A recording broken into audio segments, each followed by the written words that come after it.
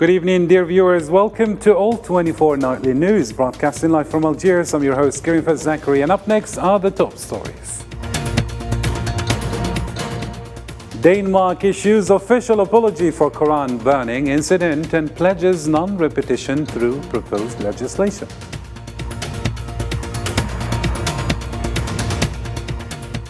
Also coming up, amid African Peace and Security Council setback on Niger's membership, Niamey's military council is to engage in ECOWAS talks and plans to prosecute Bazoum drew concern.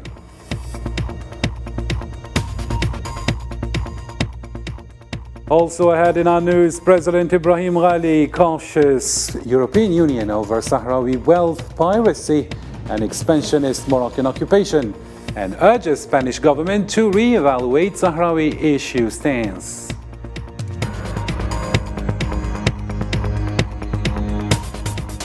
And escalating Black Sea tensions pose global food crisis threat. Ukraine downs Russian missiles and drones in Odessa as Putin urges strengthened military cooperation for multipolar world.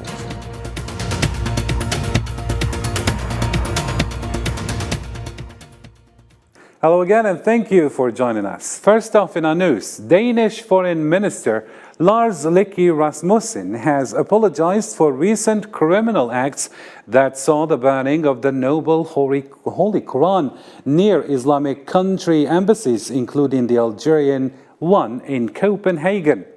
Rasmussen conveyed this apology during a phone call to Algerian Foreign Minister Mr. Ahmed Attaf on Monday. In response, the Algerian Foreign Ministry stated that Rasmussen condemned the desecration of the Holy Quran as unacceptable and against Denmark's tradition of openness and tolerance.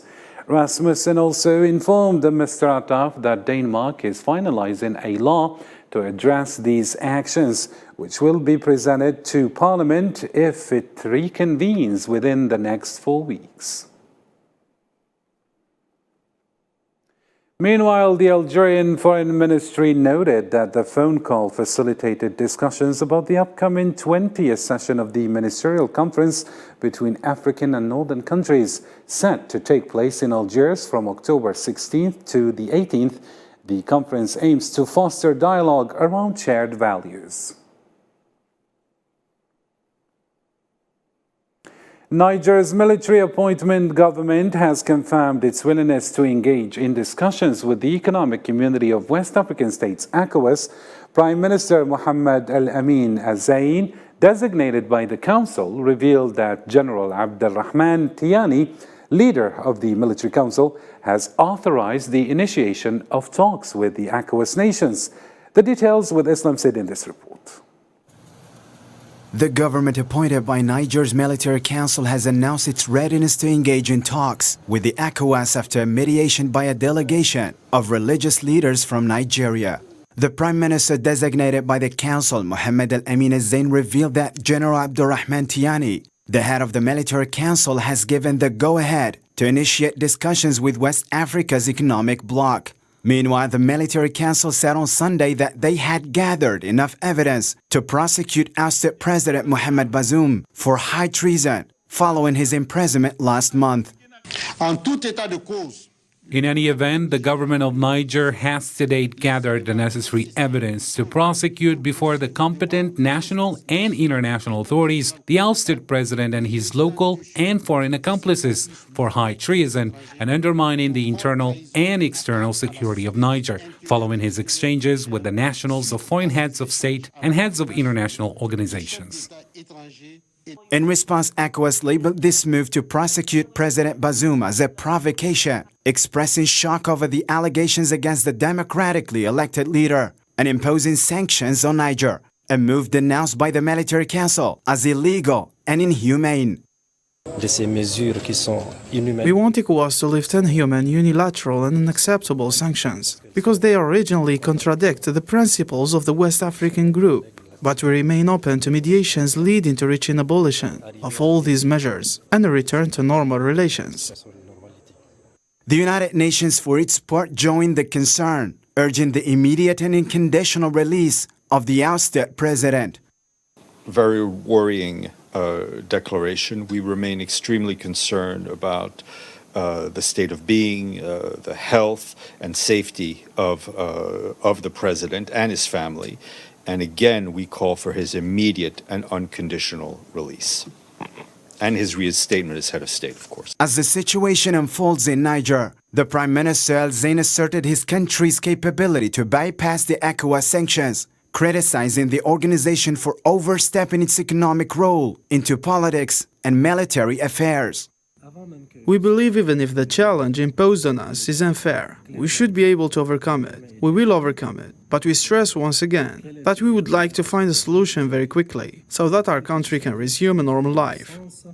The status quo in Niger remains fluid, and the talks between the military coup leaders and West Africa's economic bloc could be a turning point in addressing this political crisis and risks of turning the country into a battlefield. Still in the same context, the African Union's Peace and Security Council encountered a deadlock in reaching a unanimous decision regarding the suspension of Niger's membership within the Continental Alliance. Reports emerging from the headquarters in Addis Ababa suggest that the Council's presidency had to halt proceedings of the urgent African Commission meeting. This move was necessitated by stark divisions among its members, with factions split in between those advocating for a diplomatic resolution and those favoring a military intervention in Niger. In Niger's shared border region with Mali and Burkina Faso, a clash claimed the lives of 6 soldiers and 10 terrorists on Sunday. Pursuing suspected militants, soldiers were ambushed about 20 kilometers from Sanaan in the west. Following this, a combined air and ground operation was launched, resulting in the deaths of 10 terrorists and the destruction of 4 motorcycles used by them.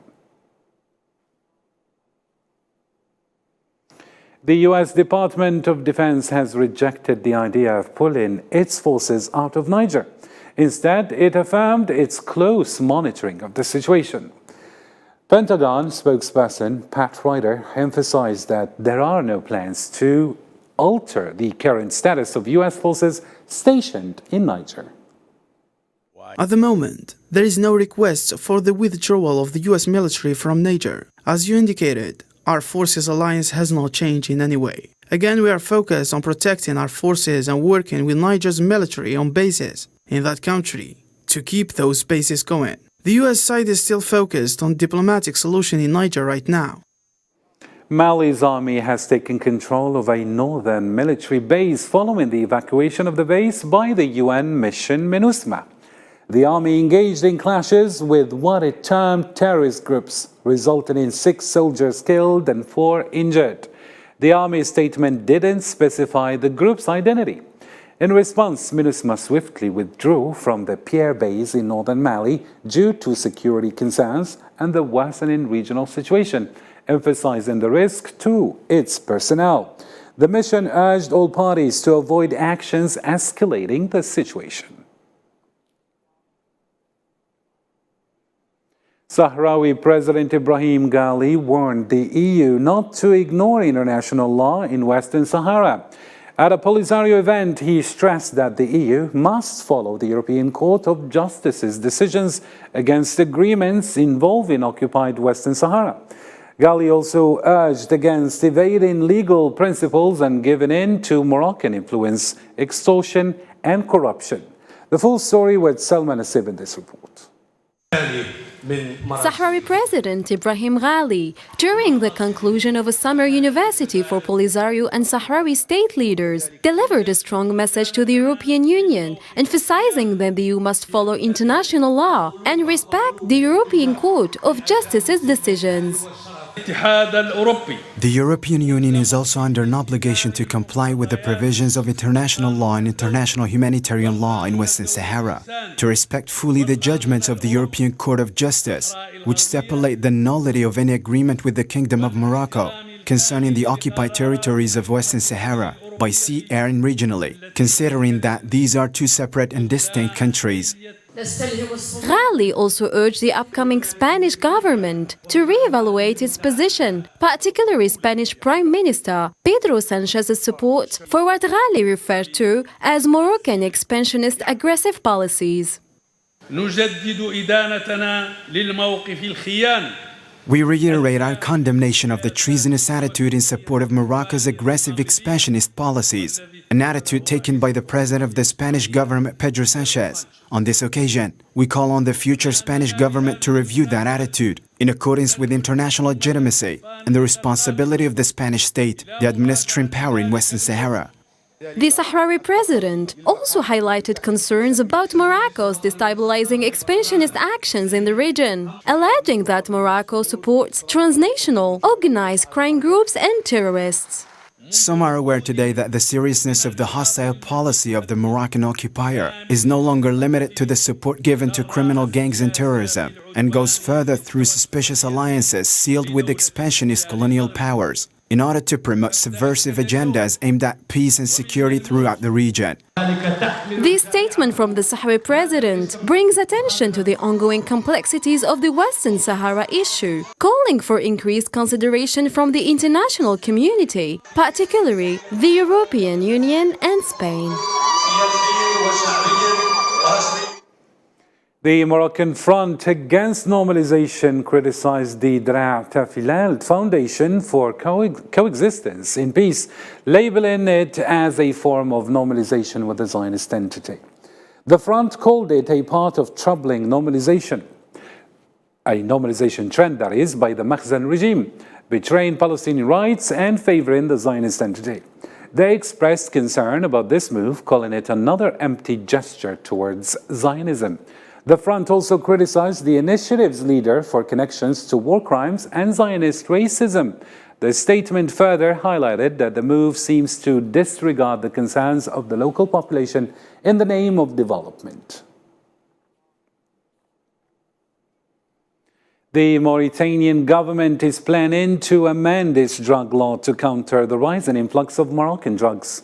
The Mauritanian news agency cited Hassan Weldsam, the head of the Mauritanian Office for Combating Illicit Trafficking in Narcotic Drugs and Psychotropic Substances, stating that this update is in response to international, regional, and local conditions, including the emergence of new types of drugs. The agency also reported the dismantling of 4 Moroccan drug traffickers or trafficker cells. Additionally, a concerning trend was observed where cannabis consumers were shifting to consuming highly dangerous drugs from Morocco. Tunisian President Kais Saied has dismissed the Director General of the Grain Bureau amidst disruption in bread production. The Tunisian presidency announced the appointment of Salwa Ben Hadid to replace Bashir al-Kathiri. President Saied has also urged the Minister of Justice to initiate legal actions against individuals he accuses of monopolizing grain and other consumer goods, contributing to a significant price increase. A tragic incident occurred off the coast of Tunisia's Sfax governorate in the Central East region, where a boat carrying Tunisian immigrants sank. 11 individuals lost their lives, while 7 are still missing. The boat sank approximately an hour after departure from Sfax coast. Among the victims were a child and 2 women. So far, 23 people have been rescued and 11 bodies have been recovered.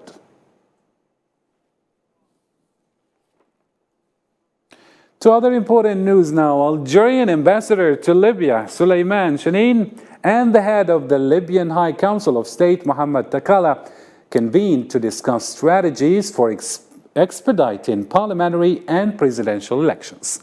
The meeting took place in Tripoli, attended by Masoud Obaid, first vice president of the Libyan Supreme Council of State. Both parties engaged in a productive exchange of perspectives on local and regional political developments, focusing on bolstering efforts to swiftly organize the upcoming elections. Palestinian Premier praised Australia for recognizing occupied Palestinian territories and the Zionist illegal settlements in line with international law. He hopes for eventual recognition of Palestine as a state. Shtea also acknowledged the stance of the coalition of American organizations and institutions named Apartheid-Free Zone, which condemns ongoing Palestinian injustices. He welcomed support from 1,200 academics against discriminatory practices by the Zionist regime. The Palestinian Council of Ministers hails the Australian government's decision, considering the Palestinian lands as occupied, including West Bank, and the Zionist settlements illegal. According to the international law, these recent important developments regarding the Australian decision is consistent with the international law and United Nations resolutions, and we are looking forward to Australia's recognition of the state of Palestine. And in other news, Iranian Foreign Minister Hossein Amir Abdullahian revealed his upcoming visit to Saudi Arabia in the coming days. Though he did not specify the date for Iranian President Ibrahim Raisi's visit to Riyadh, Abdullahian, speaking during a Tehran press conference on Monday, stated Iran's preparedness to aid Saudi Arabia in its fight against terrorism. The Iranian Foreign Ministry spokesperson Nasser Kanani affirmed that President Raisi's visit to Saudi Arabia will be arranged at the appropriate juncture, guided by the mutual political intent of both nations, that is. God willing, Foreign Minister Mr. Hossein Abdullahian will soon visit Riyadh after an invitation by Saudi top officials and their foreign minister. This visit will happen naturally. And in a significant turn of events, Ukraine's Deputy Defense Minister reported the recapture of 3 square kilometers of territory near Bakhmut as part of their counterattack against Russian forces. As the tensions escalate, a surge in wheat prices was witnessed due to an attack on a cargo ship in the Black Sea. Let's get more on this story with Sofian Kinturi. Bakhmut, the area that witnessed the bloodiest battle of nearly 18-month war between Russian and Ukrainian forces, is showing up on the conflict's headline all over again. Ukraine's 3rd Assault Brigade said on Sunday that it captured further trenches near the Russian-controlled town of Bakhmut, while Ukraine's Defense Ministry confirmed that it managed to retake nearly 2 square miles during the past week. Progress has been hampered by widespread Russian-laid minefields and strong fortifications. The Ukrainian military has pushed forward around the village of Staromayorsk, around 60 miles southwest of Russian-held Donetsk, and was pressing on 2 fronts in the south. In the Donetsk region, Ukrainian President Volodymyr Zelensky visited the headquarters of the brigades conducting offensive operations within the operational tactical group Solidar, and received briefings from commanders on the operational situation in the brigade's areas of responsibility and the specific of employing various types of weaponry. On the other side, the Russian Defense Ministry claimed that Russia launched strikes overnight on sites in Ukraine that produced and stored unnamed boats. Igor Konashenkov said the Russian forces used during the operation sea-based long-range precision weapons, and that the objective was reached. Overnight, the Russian armed forces launched a group strike with sea-based long-range precision weapons at the sites of production and storage of unmanned boats used by the Ukrainian armed forces for terrorist attacks. The aim of the strike has been reached. All assigned objects are hit. After Russia fired warning shots at the cargo ship on Sunday in the southwestern Black Sea, Ukraine the next day condemned what it called provocative Russian actions and called for decisive countermeasures by the international community. The incident was a gross violation of international law and exemplified Russia's deliberate policy of endangering the freedom of navigation and safety of commercial shipping in the Black Sea.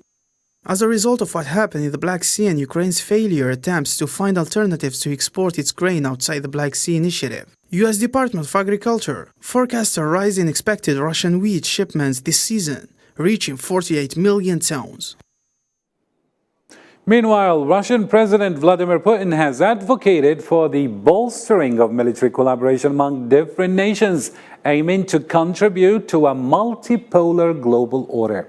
Speaking at the inauguration of the Military Technical Forum, Armea 2023, near Moscow, Putin expressed his belief that the forum would elevate military and technical cooperation, ultimately promoting security and stability within a multipolar world. Russia is open to deepening equal technological partnerships and military technological cooperation with other countries, with everybody who defends their own national interests, their independent way of development, and those who think that there is principally important to build an equal security system that would defend our country.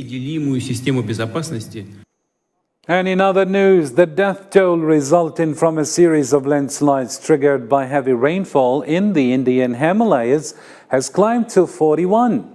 Sukhvinder Singh Sukhu, the Chief Minister of Sukhvinder State, stated on Platform X that over a dozen individuals remain trapped or missing.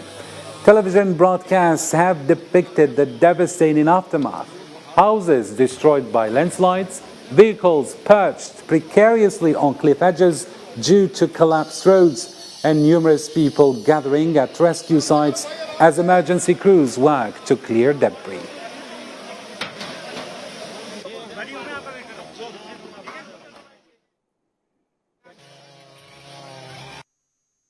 A tragic incident unfolded on Monday as a landslide struck a gemstone mine in northern Myanmar, claiming the lives of 36 individuals. Local reports indicate the rescue efforts are ongoing, with 8 people having been injured and transported to hospital.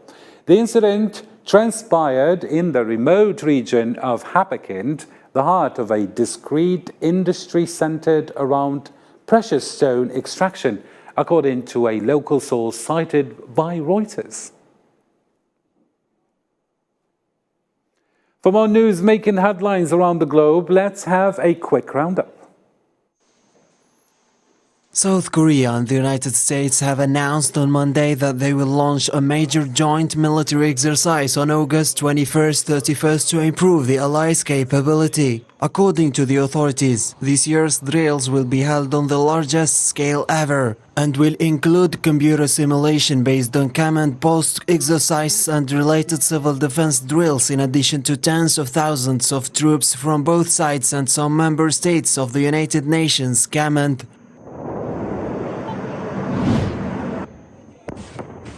At least 3 people were killed and 7 others injured after an explosion at a hotel in southeast Afghanistan's Khost province. Local media reported an airstrike targeted a hotel near Spin Mosque in the center of Khost, which is frequently visited by the Pakistani Taliban, while Islamabad denied that its forces had carried out any strike in the area.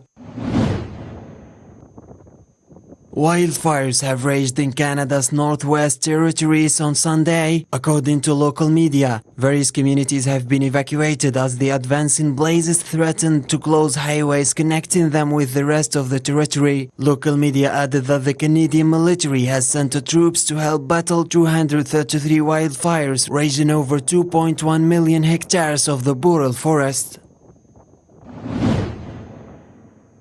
Saudi state media has announced that Paris Saint-Germain has agreed with the Saudi Pro League side Al Hilal for the sale of Brazilian Neymar Jr. The 30-year-old is currently undergoing his medical exam before completing a 2-year deal within 24 hours. The transfer fee was reported to be about 90 million euros. Well, that concludes today's program. For the latest updates, check our social media channels. Thank you for tuning in, and remember to join us tomorrow for more news. Goodbye for now.